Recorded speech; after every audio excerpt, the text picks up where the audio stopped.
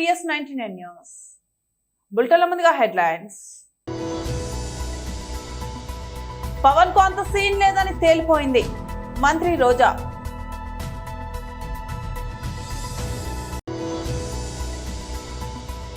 ప్రత్యక్ష మాజీ ఎమ్మెల్యేలు బాల్కా సుమన్, క్రాంతి కిరణ్ ప్రెస్ మీట్ తెలంగాణ భవన్. నేటి మహిళలకు నాటి ఈశ్వరీబాయి గారి జీవితం ఆదర్శం రేవంత్ రెడ్డి.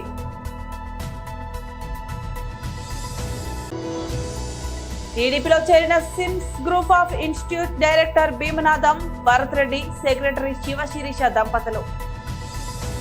రానున్న ఎన్నికల్లో పొత్తులో భాగంగా జనసేనకు 24 సీట్లను టీడీపీ కేటాయించిన సంగతి తెలిసిందే. ఈ నేపథ్యంలో మంత్రి రోజా మాట్లాడుతూ జనసేనాని పవన్ పై సెటైర్లు వేశారు. పవన్ కు సీఎం అయ్యేంత సీన్ లేదని తేలిపోయిందని, ఆయనను టీడీపీ 24 సీట్లకే పరిమితం చేసిందని అన్నారు. 2019 ఎన్నికల సమయంలో చంద్రబాబు లోకేష్ ను పవన్ ఏమన్నారో, పవన్ ను చంద్రబాబు ఏమన్నారో వాళ్ళు మర్చిపోయారని అన్నారు. సింగిల్ గా అయితే జగన్ ను ఎదుర్కోలేమని అన్ని పక్కన పెట్టి కలిసిపోయారని విమర్శించారు. టీడీపీ జనసేన ఉమ్మడి జాబితా రిలీజ్ అయిన తర్వాత జగన్మోహన్ రెడ్డి గారు చెప్పే వై నాట్ 175 ఎందుకు రీచ్ కాలేము అనేది ఎవరికి కూడా డౌట్ లేదు. ఖచ్చితంగా రీచ్ అవుతాం 175కి 175 అని ఈరోజు వైఎస్ఆర్సీపీ శ్రేణులంతా చాలా చాలా హ్యాపీగా ఉన్నారు. ఎప్పుడైనా ఒక పార్టీ జాబితా రిలీజ్ అయినప్పుడు ఆ పార్టీలో ఉన్న కార్యకర్తలు నాయకులు సంబరాలు చేసుకుంటారు. అదేంటో కానీ టీడీపీ జనసేన జాబితా విడుదల చేసిన తర్వాత టీడీపీ జనసేన కార్యకర్తలు నాయకులు ఏడుస్తుంటే వైఎస్ఆర్సీపీ కార్యకర్తలు నాయకులు డబుల్ హ్యాపీగా సంబరాలు చేసుకుంటున్నారు. ఎందుకంటే ఈరోజు ఆ జాబితా చూశాక పవన్ కళ్యాణ్ అసలు ఎందుకు పార్టీ పెట్టాడు అని మాకే కాదు, ఈరోజు జనసేన కార్యకర్తలు నాయకులకు కూడా అర్థం కావట్లేదు. ఎందుకంటే పవర్ షేరింగ్ అన్నాడు, సీట్ షేరింగ్ అన్నాడు, ఓట్ షేరింగ్ అన్నాడు, కానీ పావలా శాతం కూడా సీట్లు తెచ్చుకోలేకపోయాడు ఈ పీకే పవర్ స్టార్ అనేది. ఈరోజు ప్రజలు అంటున్నారు ఈయన పవర్ స్టార్ కాదు, పవర్ లేని స్టార్ అని.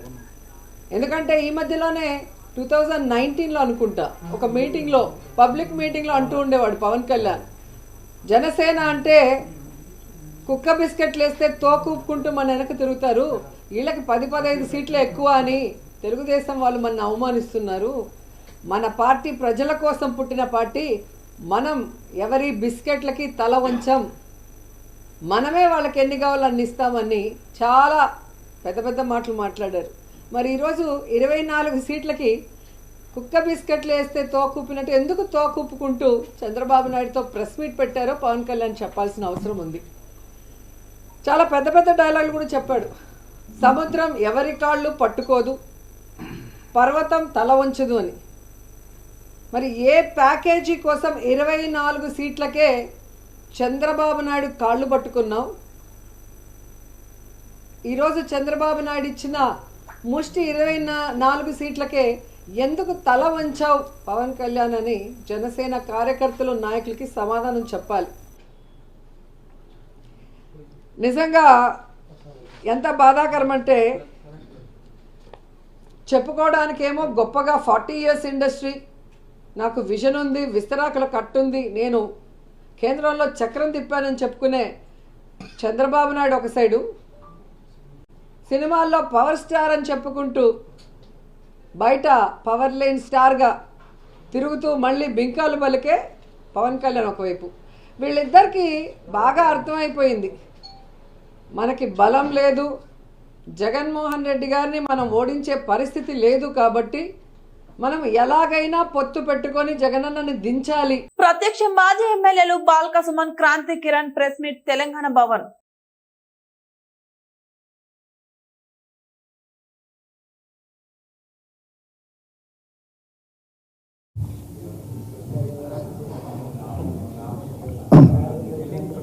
వినిపిస్తుంది వాయిస్ ఓకేనా?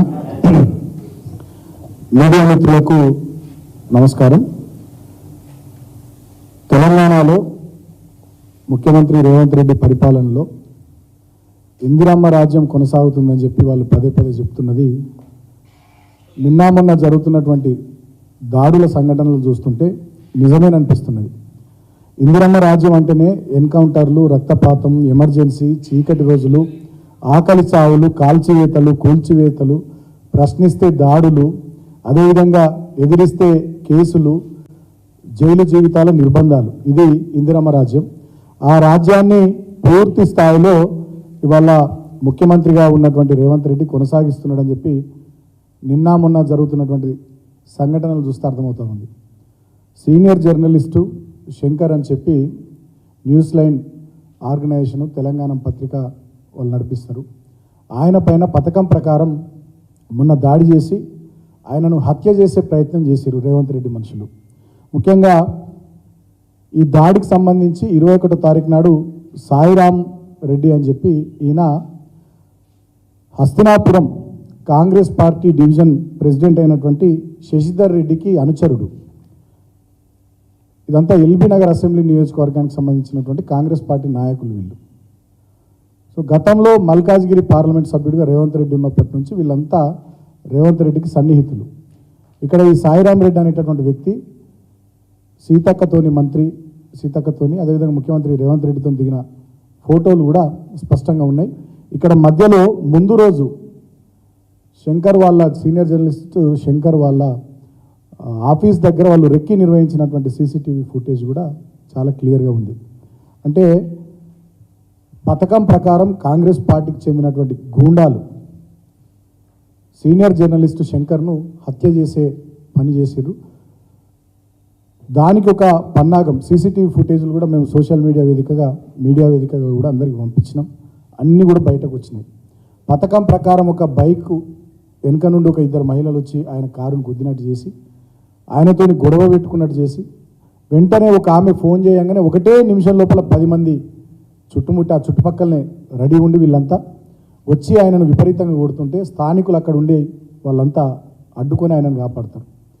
ఆయన యశోద ఆసుపత్రి సోమాజిగూడలో తీవ్ర గాయాల పాలై చికిత్సకు ఆయన చేరితే నిన్న మేమందరం కూడా క్రాంతి గారు, మేము చాలామంది నాయకులు అందరం కూడా నిన్న పోయి ఆయనను పరామర్శించినాం. చాలా తీవ్రమైనటువంటి గాయాలు కూడా. మహిళలకు నాటి ఈశ్వరీబాయి గారి జీవితం ఆదర్శం Revanth Reddy. I request Honorable CM for his message. ముఖ్యమంత్రి గారి ముఖ్య అతిథి సందేశం.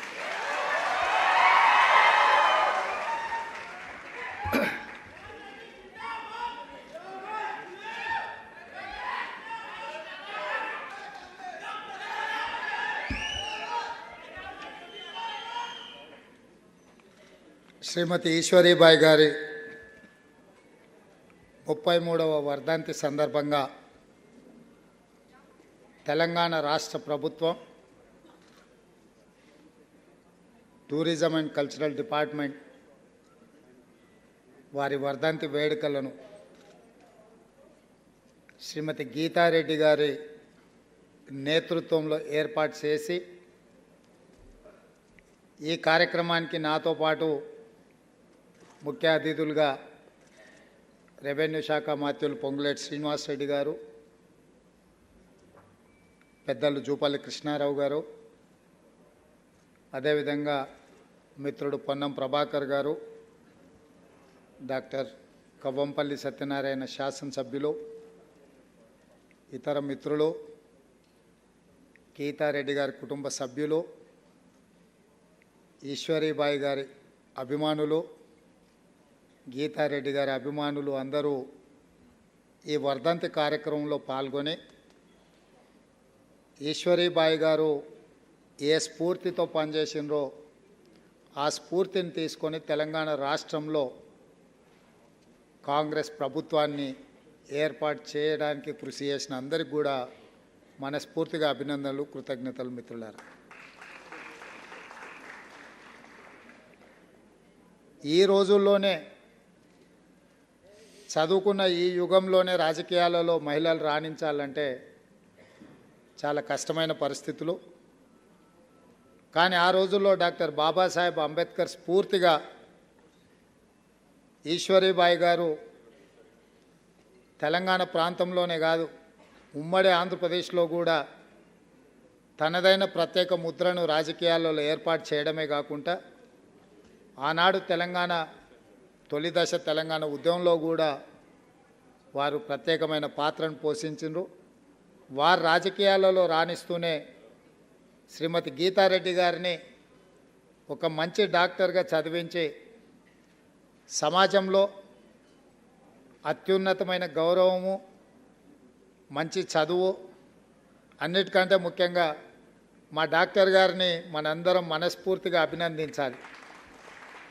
ఎందుకు అనంటే గీతక్క రాజకీయాలలో ఎదగాలని, వారికి పూర్తి స్థాయిలో సహకారాన్ని అందించి హాస్పిటల్ రన్ చేయడం నుంచి మొదలు పెడితే నైతికంగా, ఆర్థికంగా, రాజకీయంగా వారు అండగా నిలబడి, మనం చాలా సందర్భాల్లో పెద్దలు చెప్తారు ప్రతి పురుషుడి విజయం వెనకాల ఒక స్త్రీ ఉంటుందని. కానీ ఇక్కడ స్టోరీ కొంచెం రివర్స్లో ఉన్నది. గీతక్క ప్రతి అడుగులో, ప్రతి విజయంలో డాక్టర్ గారి స్ఫూర్తి, డాక్టర్ గారి నారా లోకేష్ సమక్షంలో టీడీపీలో చేరిన SIMS group of institution director Bheemanatham Bharath Reddy, secretary Shivasirisha దంపతులు.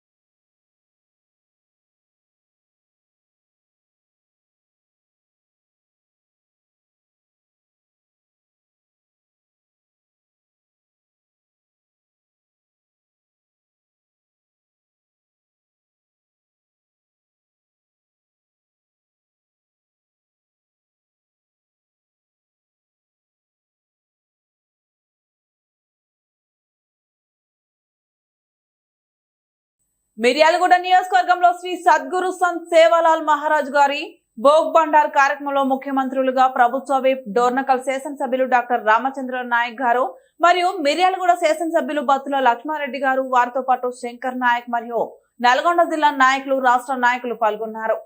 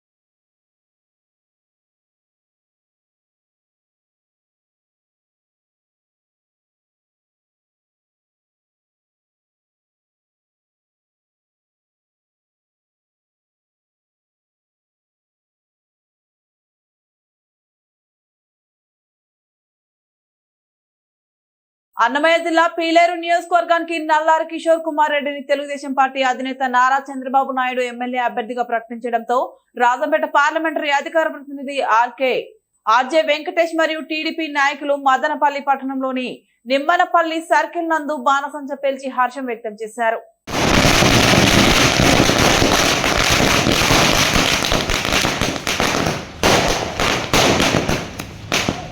ఉమ్మడి చిత్తూరు జిల్లాలో నల్లారి కుటుంబానికి ఒక ప్రత్యేకత ఉంది. నల్లారి కుటుంబంలో అమర్నాథ్ రెడ్డి గారు అనేక సంవత్సరాలు మంత్రిగా పనిచేసి ఈ జిల్లాలో అనేక అభివృద్ధి కార్యక్రమాలు చేశారు. ఆయన వారసత్వాన్ని కొనసాగిస్తూ కిరణ్ కుమార్ రెడ్డి గారు కానీ, కిషోర్ కుమార్ రెడ్డి గారు కానీ అనేక అభివృద్ధి కార్యక్రమాలు, సంక్షేమ కార్యక్రమాలు ఈ జిల్లా ప్రజలకు చేశారు. ఇప్పుడు కిషోర్ కుమార్ రెడ్డి గారు పీలేరు నియోజకవర్గం నుండి తెలుగుదేశం పార్టీ అభ్యర్థిగా మా జాతీయ అధ్యక్షులు చంద్రబాబు నాయుడు గారు ప్రకటించారు. ఆయన ప్రకటనను మేము స్వాగతిస్తూ ఆయన ఎమ్మెల్యే కావాలని, అన్నమయ్య జిల్లాలో మంత్రి కావాలని ప్రజలంతా మనస్ఫూర్తిగా కోరుకుంటున్నారు. ఆయన సేవలు మరోసారి ఈ జిల్లా ప్రజలకంతా ఉపయోగపడాలని మనస్ఫూర్తిగా మేము కోరుకుంటున్నాం. టికెట్ అనౌన్స్ చేసినందుకు చంద్రబాబు నాయుడు గారికి కృతజ్ఞతలు తెలియజేస్తున్నాం. కొత్తపేట నియోజకవర్గం తెలుగుదేశం జనసేన ఉమ్మడి ఎమ్మెల్యే అభ్యర్థిగా బండారు సత్యానందరావును ప్రకటించడంపై తెలుగుదేశం కార్యకర్తలు, నాయకులు హర్షం వ్యక్తం చేశారు. డాక్టర్ బిఆర్ అంబేద్కర్ జిల్లా కొత్తపేట నియోజకవర్గం ఉమ్మడి తూర్పుగోదావరి జిల్లా తెలుగుదేశం జనసేన పార్టీ అభ్యర్థిగా డైరెక్టర్ బిఆర్ అంబేద్కర్ కోనసీమ జిల్లా కొత్తపేట నియోజకవర్గం సీటు బండారు సత్యానందరావు కేటాయించడంపై సత్యానందరావు సంతోషం వ్యక్తం చేశారు. తెలుగుదేశం జనసేన పార్టీ ఉమ్మడి అభ్యర్థిగా చంద్రబాబు నాయుడు, పవన్ కళ్యాణ్ నన్ను నియమించినందుకు మునుపెన్నడూ ఎరగని అత్యధిక మెజారిటీతో గెలవడానికి నా సాయశక్తుల కృషి చేస్తానని, దీనిపై ఉమ్మడి తెలుగుదేశం జనసేన కార్యకర్తలు అందరూ కలిసికట్టుగా పనిచేయాలని పిలుపునిచ్చారు. దీనిపై తెలుగుదేశం కార్యకర్తలు అందరూ ఆనందోత్సాహాలతో బాణసంచ కాల్చారు.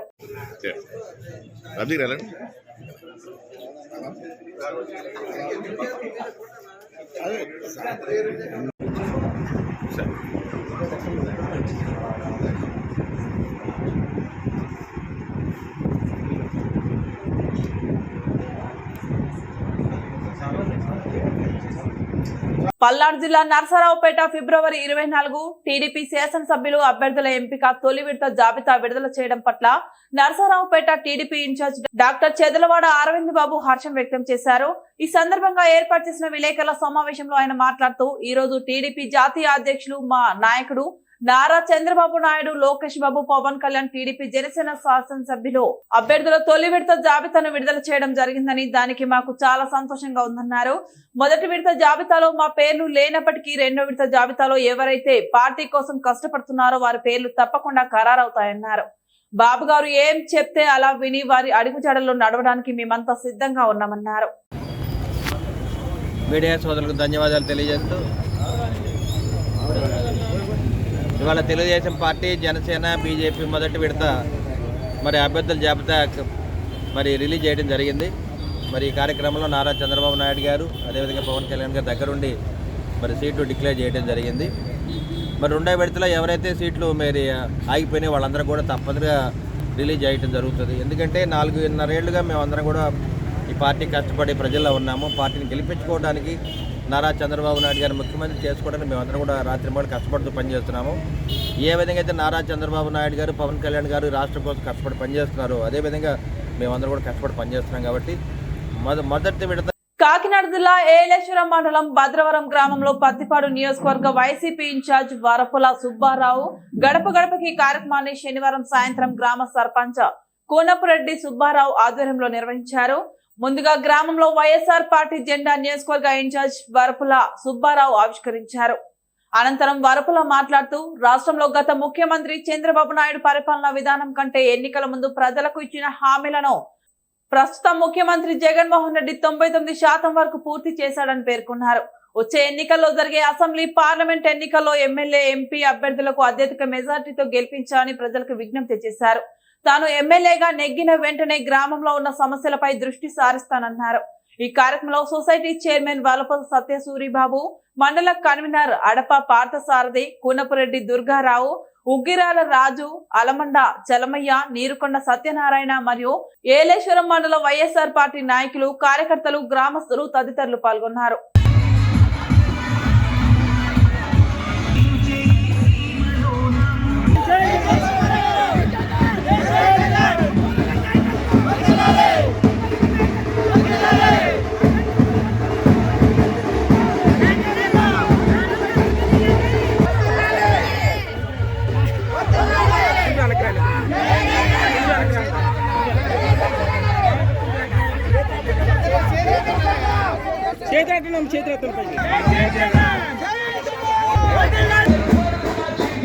బులెటిన్ ముగించే ముందు మరోసారి హెడ్లైన్స్ చూద్దాం. పవన్ కు అంత సీన్ లేదని తేలిపోయింది మంత్రి రోజా.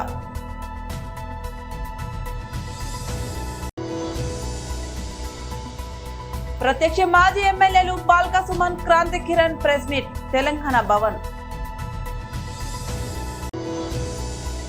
నేటి మహిళలకు నాటి ఈశ్వరీబాయి గారి జీవితం ఆదర్శం రేవంత్ రెడ్డి.